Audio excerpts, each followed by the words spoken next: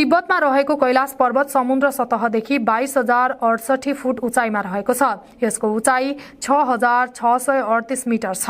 कैलाश पर्वतलाई मानसरोवर तलाउले घेरेर रहेको छ। यो पर्वतलाई अलौकिक, चमत्कारिक र रहस्यले भरिएको पर्वत मानिन्छ। कैलाश पर्वत विश्वभरिका हिन्दू, बौद्ध धर्मावलम्बीहरूको श्रद्धा तथा आस्थासँग जोडिएको छ। पर्यटकीय हिसाबले आकर्षक गन्तव्य भए पनि कैलाश पर्वतको छुट्टै धार्मिक महत्व छ।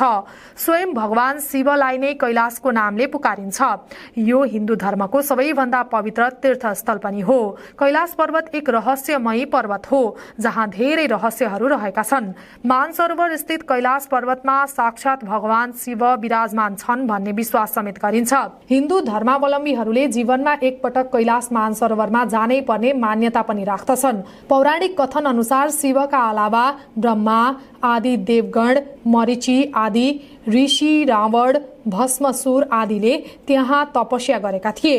यस प्रदेशमा व्यास, भीम, कृष्ण, दत्तात्रेय आदिले यात्रा गरेका थिए। आदि शंकराचार्यले यही स्थानमा प्राण त्याग गरेको भनाइ पनि पाइन्छ। ब्रह्माण्डको केन्द्र र विश्वको नाभि मानिने कैलाश पर्वत आकाश र धरतीको बीच सम्बन्धको एक बिन्दु पनि हो, जहाँ चारै दिशा मिलेको हुन्छ। कैलाश पर्वतलाई विश्वको सबैभन्दा पवित्र स्थान मानिन्छ। कैलाश मानसरोवर तिब्बती बौद्ध धर्म, अरू सबै देशले मान्ने बौद्ध धर्म, जैन धर्म र हिन्दू धर्मको महत्वपूर्ण तीर्थस्थल हो। यस पर्वतमा चढ्न प्रतिबन्ध लगाएको छ, तर 11औं शताब्दीमा एक तिब्बती बौद्ध भिक्षु चुचुरोसम्म पुगेको भनाइ छ। त्यसपछि अहिलेसम्म कसैले पनि यो पर्वत चढ्न सकेका छैनन्। सिन्ध, ब्रह्मपुत्र, सतलज र कर्णाली 4 महानदीको स्रोत कैलाश पर्वत हो। कैलाश पर्वतको हिउँ पग्लेर 2 विशाल ताल मानसरोवर र राक्षस ताल बनेका छन्। मानसरोवर ताललाई विश्वको सबैभन्दा ठूलो शुद्ध पानीको स्रोत मानिन्छ। कैलाश पर्वतको चारैतिर अलौकिक शक्तिको प्रवाह हुने कैलाश पर्वत र यसको आसपासको वातावरण अध्ययन गरिरहेका वैज्ञानिक जार निकोलाईले तिब्बती धर्मगुरुको भनाइलाई उद्धृत गर्दै बताएका छन्। कैलाश पर्वतलाई भगवान शिवजीको स्थायी वासस्थान भएको मानिन्छ, जहाँ शिव भगवान र माता पार्वती विराजमान छन्। कैलाश पर्वत आरोहण गर्ने थुप्रै पटक प्रयत्न गरे पनि कुनै पनि पर्वतारोहीले अहिलेसम्म सफलता हात पार्न सकेनन्। कैलाशमा शिव भगवान ध्यान मुद्रामा बसिरहेका हुनाले यसको चुचुरोसम्म कोही पनि पुग्न नसकेको धार्मिक विश्वास छ। सन् 2001 बाट चीन सरकारले कैलाश पर्वत चढ्न प्रतिबन्ध लगाएको छ। कैलाश पर्वतमाथि थुप्रै अध्ययन र अनुसन्धान भए पनि यसका थुप्रै रहस्यका बारेमा विश्वका ठूला वैज्ञानिकहरूले एक छेउ पनि पत्ता लगाउन सकेका छैनन्।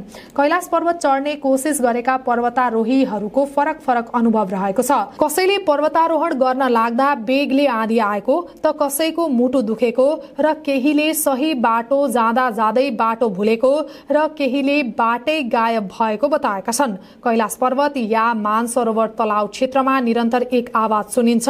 ध्यान मग्न तथा एकाग्र चित्तले सुन्ने हो भने यहाँ डमरू र ओमको आवाज सुनिन्छ। वैज्ञानिकहरूका अनुसार यो आवाज हिउँ पग्लिएर आएको मान्दछन्। यस्तो पनि मान्यता राखिन्छ कि प्रकाश र ध्वनिको संगमबाट यहाँ ओमकारको ध्वनि सुनिएको हुन सक्छ। यस्तै हिमालयवासीको भनाइलाई मान्ने हो भने यहाँ यति मानव पाइन्छ। कोही यसलाई हिमाली भालु समेत भन्ने गर्दछन् भने कसैले जंगली मानव या हिम मानव पनि भन्छन्। केही वैज्ञानिकहरू भने यसलाई निडर स्थल मानव मान्दछन्। अधिकांश वैज्ञानिकहरूको दाबी के छ भने हिमालयको बाक्लो हिउँ भएको क्षेत्रमा हिम मानव हुन्छन्।